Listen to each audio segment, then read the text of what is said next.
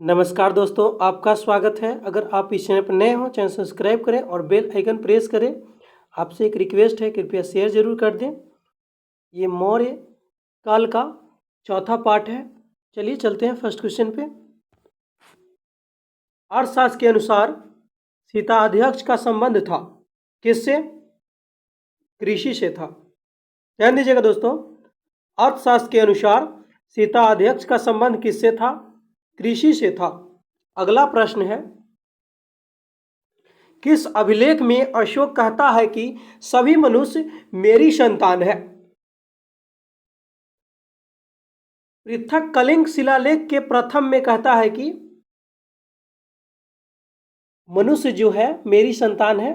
अशोक ने कहा है पृथक कलिंग शिलालेख में, जो प्रथम शिलालेख है। अगला प्रश्न, कहाँ के स्तूप के उत्खनन में सरिपुत्र के अवशेष प्राप्त हुए थे? सांची में। कहाँ के स्तूप के उत्खनन में सारिपुत्र के अवशेष प्राप्त हुए थे? सांची में। अगला प्रश्न है, अपने साम्राज्य के उत्तरी पश्चिमी भाग में उत्कीर्ण राजज्ञाओं के लिए अशोक ने किस लिपि अथवा किन लिपियों का प्रयोग किया था? खरोष्टी एवं अरमाइक लिपि का। अगला प्रश्न है, अशोक का निम्नलिखित में से कौन सा एक अभिलेख कनक मुनि बुद्ध के अस्तित्व को प्रमाणित करता है?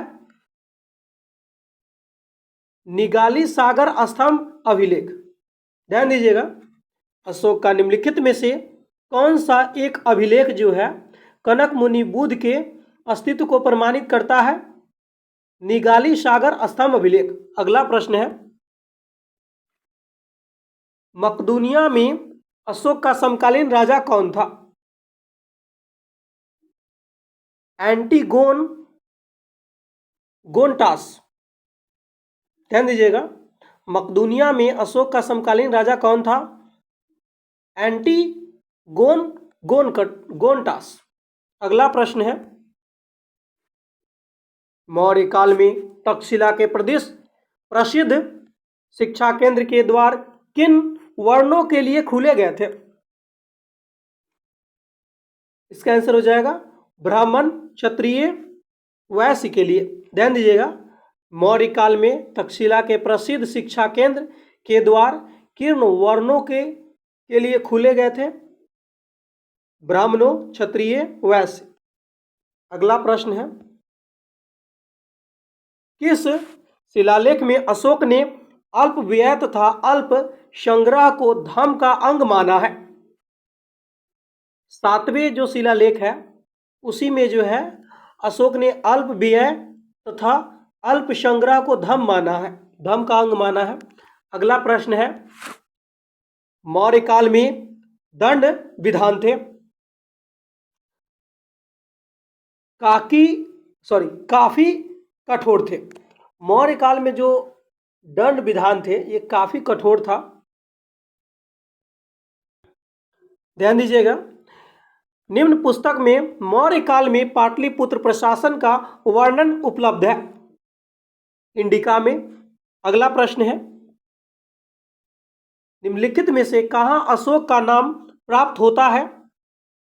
अशोक का नट्टूर अभिलेख में जो है अशोक का नाम अशोक प्राप्त होता है।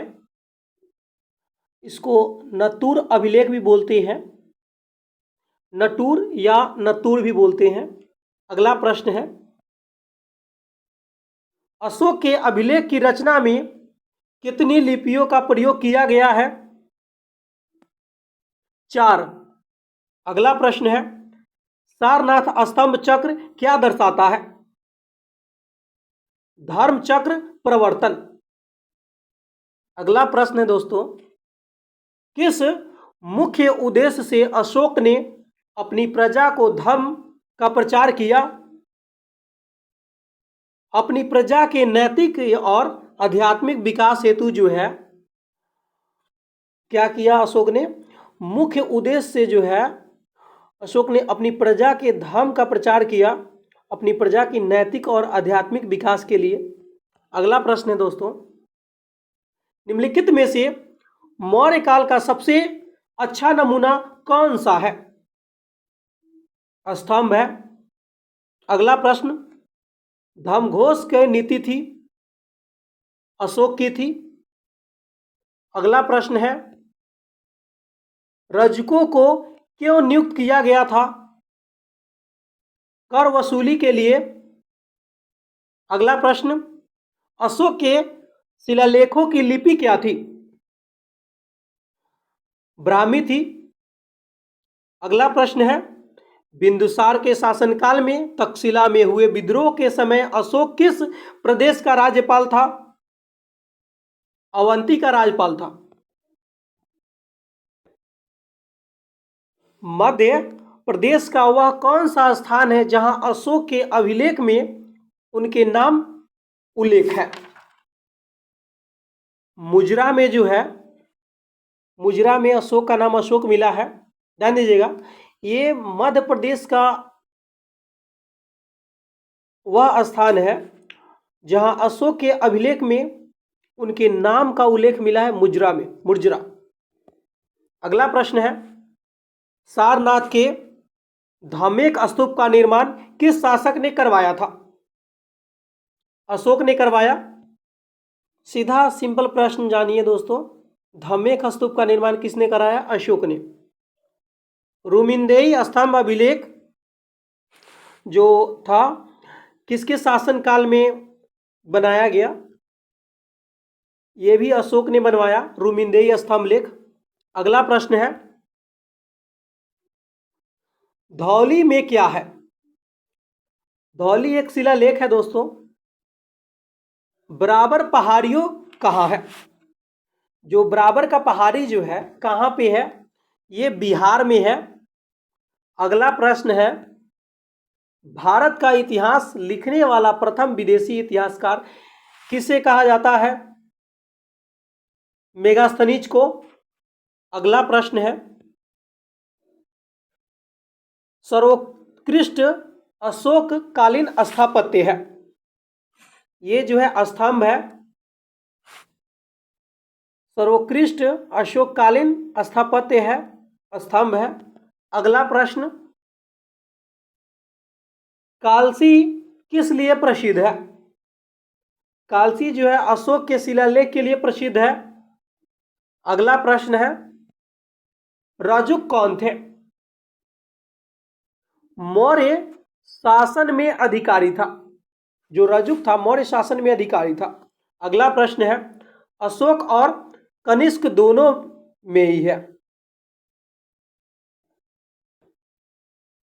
बौद्ध सम्मेलन बुलवाए। ध्यान दीजिएगा, अशोक और कनिष्क ने दोनों ने ही क्या किया? बौद्ध सम्मेलन बुलवाए थे। अगला प्रश्न है, अशोक के शासन में प्रतिवेदक क्या करते थे? घटनाओं की सूचना देते थे। जो प्रतिवेदक थे घटनाओं की सूचना देते थे। अगला प्रश्न है, इस किसका समकालीन था? अशोक के। जो तीस था किसके समकालीन था? अशोक। अगला प्रश्न है, मौर्य काल में सिक्कों को जारी करने वाले अधिकारी को क्या कहते थे? लक्षणाध्यक्ष।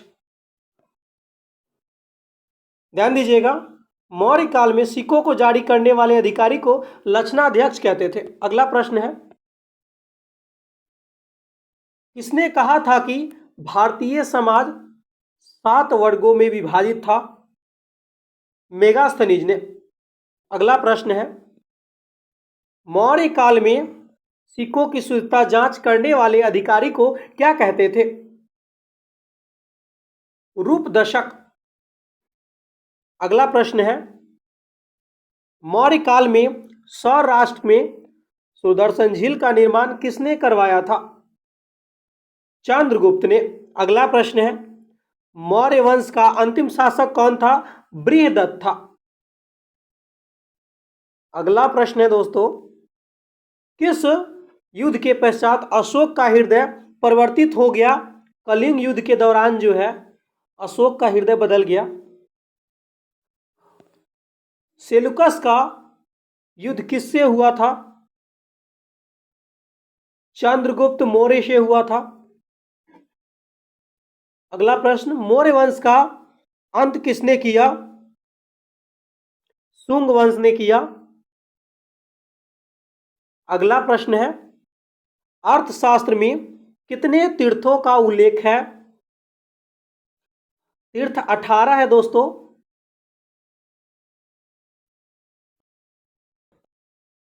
निम्नलिखित में कौन मौर्य शासक जैन था? संप्रीति। ध्यान दीजिएगा, निम्नलिखित में कौन मौर्य शासक जो था जैन था? संप्रीति। अगला प्रश्न है, अशोक महान इतिहास में जाना जाता है, शांति और अहिंसा के लिए जाना जाता है। अगला प्रश्न है, सेल्यूकस निकेटर जिससे चंद्रगुप्त मौर्य ने अफगानिस्तान हासिल किया, किस स्थान का शासक था? सीरिया और बेबीलोन का शासक था। अगला प्रश्न है, मौर्य काल में शिक्षा का सर्वाधिक प्रसिद्ध केंद्र कौन सा था? तक्षशिला। अगला प्रश्न है, अशोक के राज्याभिषेक कितने वर्ष बाद कलिंग युद्ध लड़ा गया? 8वें वर्ष बाद जो है कलिंग युद्ध हुआ। अगला प्रश्न है, चंद्रगुप्त मौर्य एक कानूनी पत्नी थी, इसकी सूचना कहां से मिलती है? मुद्रा राक्षस से मिलती है। सॉरी फ्रेंड, चंद्रगुप्त मौर्य की यूनानी पत्नी थी, यूनानी पत्नी थी, इसकी सूचना कहां से मिलती है? मुद्रा राक्षस से मिलती है। मेगास्थनीज द्वारा विभाजित 7 वर्गों में से कौन शामिल नहीं है? नहीं था। ये जो है कलाकार जो है शामिल नहीं था, किसान था, दार्शनिक भी था, व्यापारी भी था, लेकिन कलाकार इस समय नहीं था।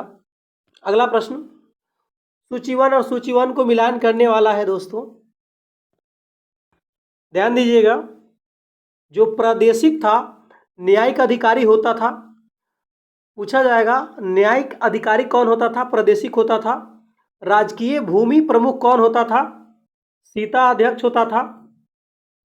लेखा परीक्षक कौन होता था? मौर्य काल में युक्त होता था। राजस्व संहर्ता कौन होता था? ये जो है समाहर्ता होता था। अगला प्रश्न,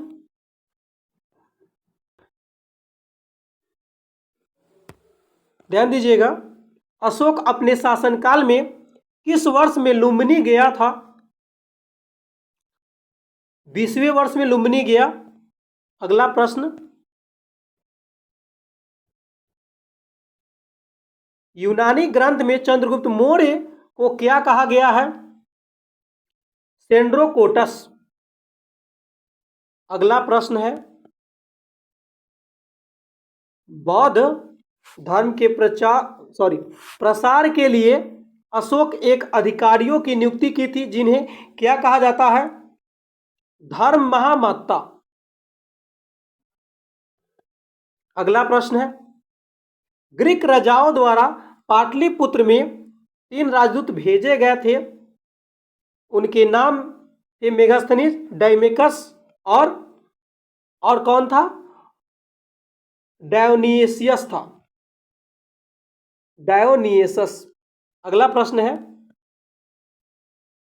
निम्नलिखित में से कौन सा अंचल चंद्रगुप्त मौर्य के साम्राज्य में शामिल नहीं था? तमिलनाडु जो है शामिल नहीं था।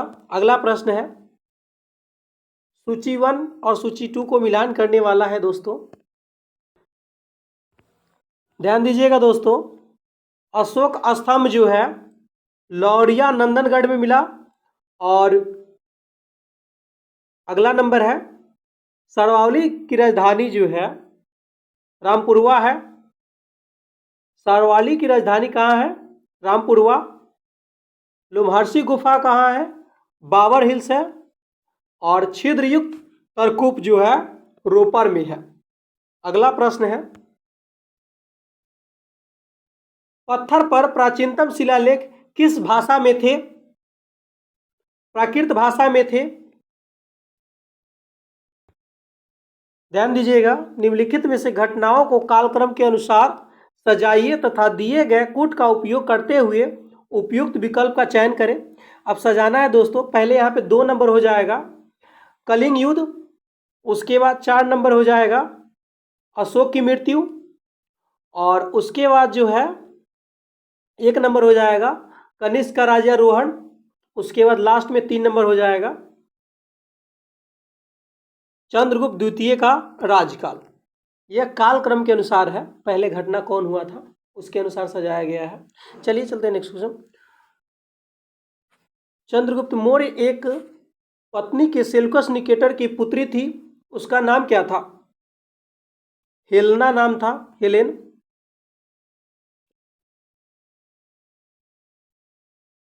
चंद्रगुप्त मौर्य की एक पत्नी जो सेल्यूकस निकेटर की पुत्री थी उसका नाम क्या था? हेलेन नाम था।